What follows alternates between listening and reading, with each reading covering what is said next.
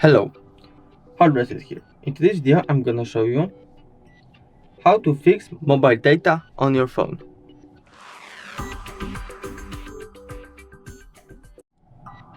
So, what you want to do to fix the mobile data is maybe you just need to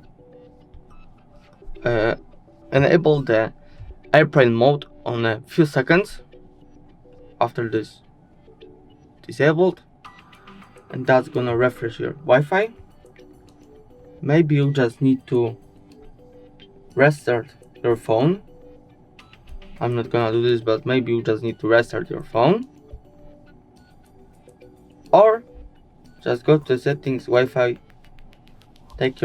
and maybe you just need to disconnect and connect again. After that, shouldn't be more any issues and should be fixed. If the video was helpful, please leave a like and subscribe. Bye.